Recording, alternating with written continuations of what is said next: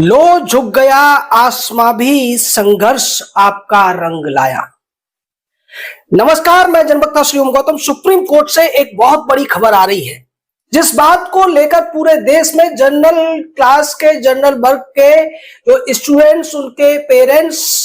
प्रदर्शन कर रहे थे, विरोध कर रहे थे। अब उस बात को सुप्रीम कोर्ट ने पूरी तरीके से स्वीकार कर लिया है। सुप्रीम कोर्ट ने जो नया रेगुलेशन यूजीसी ने लागू किया था, उसको स्टे कर दिया है। साथ ही साथ सुप्रीम कोर्ट ने आर्टिकल 142 का इस्तेमाल करते हुए 2012 वाले जो रेगुलेशंस थे, उनको तब तक के लिए लागू कर दिया है जब तक के नए और मॉडिफाइड और दोबारा से लिखे गए रीड्राफ्टेड रेगुलेशन लागू नहीं होते हैं। इसको लेकर सुप्रीम कोर्ट ने केंद्र सरकार को, यूजीसी को, सबको नोटिस जारी कर दिया है। लेकिन यहां एक बहुत ज्यादा जरूरी चीज उल्लेख करने वाली है कि इंदिरा जयसिंह, जो इस पूरे मामले की जड़ में थी और जिसने रोहित वेमुला और पायल तड़वी नाम के दो विक्टिम्स के लिए याचिका डाली थी, जिसके ऊपर 19 से लेकर 26 तक ये सुनवाई चल रही थी, इंदिरा जयसिंह ने इस मामले में अड़ंगा लगाने की कोशिश की और ये की कि ये गलत है, इस तरीके से रेगुलेशंस को नहीं रोका जाना चाहिए। इस पर सीजेआई जस्टिस सूर्यकांत ने साफ तौर पर इंदिरा जयसिंह से कहा कि यहां राजनीति मत कीजिए। इस मामले की सुनवाई के दौरान जिस तरीके से विष्णु शंकर जैन ने अपने बातों को, दलीलों को रखा है, जिस तरीके से विनीत जिंदल ने ये याचिका लगाई थी, वो दोनों भी बधाई के पात्र हैं। बधाई के पात्र वो सब लोग हैं जिन्होंने इस गलत नियम, कानून, दिशा निर्देश का विरोध किया,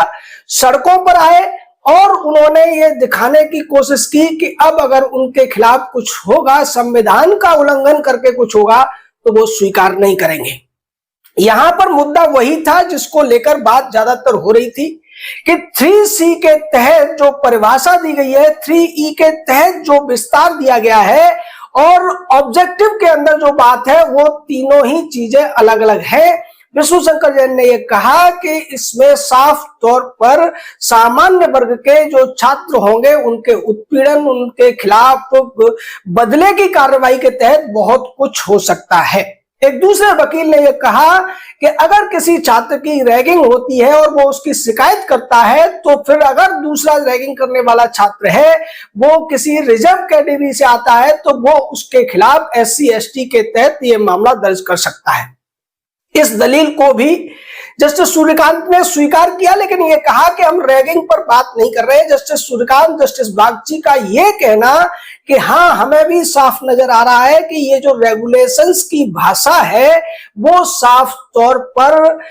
अस्पष्ट है और इसके गंभीर परिणाम हो सकते हैं। ये वही बात है जिसको ज्यादातर जो लोग इस पूरे रेगुलेशन को समझ रहे थे, वो कर रहे थे। हालांकि इसको लेकर तमाम अफवाहें भी फैलाई जा रही थी, दूसरी अन्य बातें कही जा रही थी, लेकिन मुख्य मुद्दा यही था कि इसके अंदर जो परिभाषा दी गई है भेदभाव की, और जो एक तरीके से एक्सक्लूसिव कर दिया गया है और जनरल कास्ट को यह मान लिया गया है कि वो पूरी तरीके से इसके दोषी ही हैं।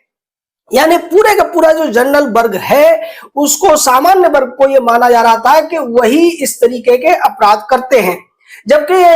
3C के तहत यह कहा गया कि भेदभाव के अंदर जो आएगा, और बाद में उसकी जो परिभाषा 3D में फिर से दी गई है, तो वहां कई सारी चीजें जोड़ दी गई है। यही सब वैसा था जिसको लेकर सुप्रीम कोर्ट ने साफ कहा है कि इस तरीके की जो चीजें हैं, वो कैंपस के अंदर, यूनिवर्सिटी के अंदर एकता और अखंडता को कमजोर करेंगी, समाज को बांटने का काम करेंगी, एक वर्ग को दूसरे वर्ग के खिलाफ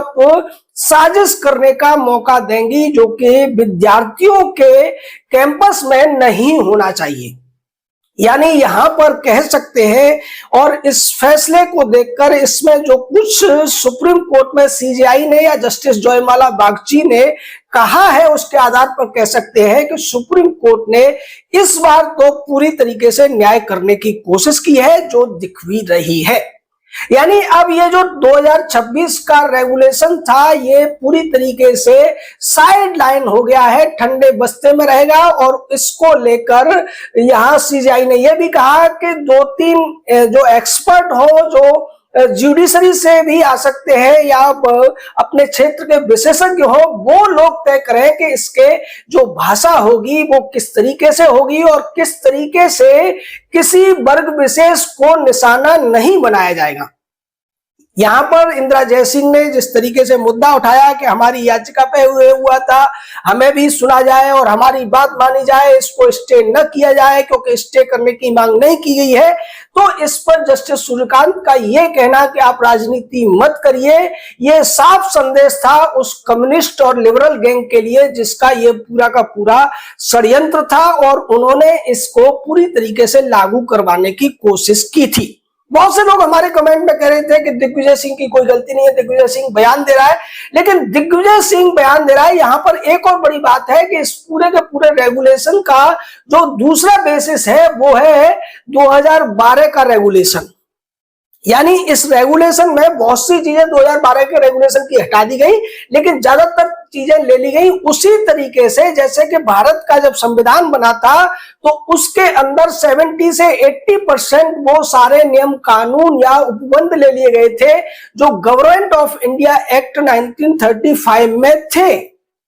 यानी उसका पूरा ढांचा वहां से लिया गया था, जिस पर ज्यादातर लोग न तो या तो जानते नहीं है या जानबूझकर उसको अनदेखा करने की कोशिश करते हैं। अब यहाँ जो कुछ हुआ उस पर बात करने की बजाय बात यह होनी चाहिए कि इस मामले में जो छात्रों की एकजुटता है, जो समाज की एकजुटता है और जो पहले हुआ करता था कि वो मूक रहकर सारी चीजों को सह जाया करते थे, अब उन्होंने बाहर आकर उसका विरोध करना शुरू कर दिया है और अपने हक की लड़ाई लड़ने का जो उनके अंदर एक नया संचार हुआ है वो देश के लिए बहुत अच्छा है। ये आने वाले समय में भी होना चाहिए क्योंकि सरकारें जो कुछ करती हैं हो सकता है उनका मंशा वो ना हो, लेकिन अगर उनसे कुछ गलतियां होती हैं, गलत नियम कानून वो बनाते हैं तो ये जनता ही है जो उन्हें सुधारने का आग्रह कर सकती है, सुधारने के लिए मजबूर कर सकती है। यहां पर सॉलिसिटर जनरल तुषार मेहता ने साफ तौर पर इस पूरे मामले में जो याचिकाकर्ता थे उनका कहीं भी विरोध नहीं किया और ये कहा कि हाँ, हम इस सब को दुरुस्त करने के लिए तैयार हैं। लेकिन जिस तरीके से इंदिरा जयसिंह ने इस पूरे मामले को लटकाने की, रोकने की और सुप्रीम कोर्ट को कंफ्यूज करने की कोशिश की है, उससे उन लोगों को साफ पता चल जाना चाहिए कि इस पूरे मामले में जो कम्युनिस्ट गैंग था, लिबरल गैंग था, वही सबसे बड़ा इसके पीछे षड्यंत्रकारी था। अगर आज इंदिरा जयसिंह की बात को मान लिया जाता तो फिर यह मामला इस तरीके से स्टे नहीं हो सकता था, रेगुलेशंस प्रभावी होते। इंदिरा जयसिंह ने यह कहा कि अगर इस दौरान कोई इस तरीके का मामला होता है तो फिर उसकी शिकायत कैसे होगी। इसी वजह से सीजीआई ने यह कहा कि हम आर्टिकल 142 का इस्तेमाल करते हुए तब तक के लिए जो 2012 के रेगुलेशंस हैं, निर्देश हैं, उनको लागू करने का आदेश देते हैं। और ये कहते हुए अब ये जो सुनवाई है 19 तारीख तक के लिए इसकी सुनवाई होगी, तब तक इसका जो नोटिस है उसका जवाब दिया जाएगा और सरकार अब दोबारा से इस पूरे रेगुलेशन को समाज के हित में, समाज और देश की एकता अखंडता के अनुरूप और संवैधानिक प्रावधानों के अनुरूप बनाएगी, ये सुनिश्चित हो गया है। क्योंकि यही मांग उठाई गई थी विष्णु शंकर जैन के द्वारा या विनीत जिंदल के द्वारा अपनी याचिका में। उन्होंने यही कहा था कि क्योंकि ये नेचुरल जस्टिस और समानता के मौलिक अधिकार का उल्लंघन करता है, ये पहले से मानकर चलता है कि एक वर्ग ही इसके लिए दोषी होगा और जो बाकी के वर्ग है वो पीड़ित ही होंगे।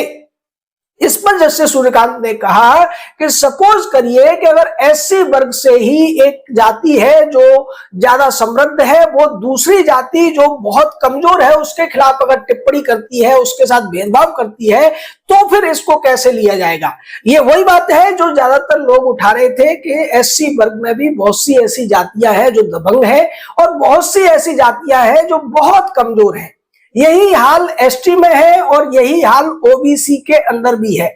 और ओबीसी के ऊपर ही ज्यादातर एससी एसटी के जो केस होते रहे वो 80% तक ओबीसी के ही कई जातियों के ऊपर होते रहे हैं। तो ये सारी चीजों को ध्यान में रखते हुए इस पूरे के पूरे जो बवाल था, अब उस पर सुप्रीम कोर्ट ने फुल स्टॉप लगा दिया है। और एक बार फिर से ये उन लोगों की जीत है जिन्होंने इसके लिए आगे आकर, सड़कों पर आकर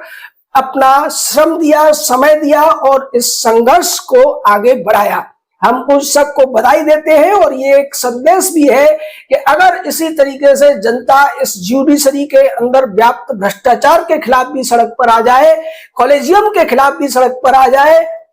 और जुडिशरी में जो कुछ चल रहा है, जो केसेस की पेंडेंसी है, जजों की मनमानी है, उसके खिलाफ भी अगर एकजुट हो जाए तो निश्चित तौर पर उसको भी बदला जा सकता है। क्योंकि भारत के संविधान ने जो संप्रभुता दी है वो भारत की जनता को ही दी है। न ये संप्रभुता प्रधानमंत्री के पास है, ना ही राष्ट्रपति के पास है। तो इसको एक अच्छे संदेश के तौर पर, प्रेरणा के तौर पर लिया जा सकता है। और इसीलिए हम कहते हैं कि इस देश की ज्यूडिशरी अगर सुधर जाए, ज्यूडिशरी अगर न्याय करने लगे तो सारी समस्याओं का समाधान हो सकता है। ये जो समस्या थी जिसमें साफ नजर आ रहा था कि अगर सरकार भी इसको पलटती तो फिर दूसरी तरफ से संघर्ष करने की कोशिश की जाती, लेकिन ज्यूडिशरी ने अगर इसका आदेश दिया है तो अब न तो सपा इसके खिलाफ बोल सकती है, न कांग्रेस इसके खिलाफ बोल सकती है, ना ही इंदिरा जयसिंह और उनके जैसे दूसरे लोग इस पर सवाल उठा सकते हैं। क्योंकि इस पर जो पूर्ण विराम लगाया है वो सुप्रीम कोर्ट ने लगाया है। आपका इस पूरे मामले पर क्या कहना, आप डाल दीजिए, हमारे साथ जुड़े रहिए। और हमारी जो मुहिम है कॉलेजियम हटाओ, देश बचाओ, एनजेसी वापस लाओ, ज्यूडिशियल सुधार करो, इसमें भी आप हमारा साथ दीजिए। जय हिंद, जय भारत।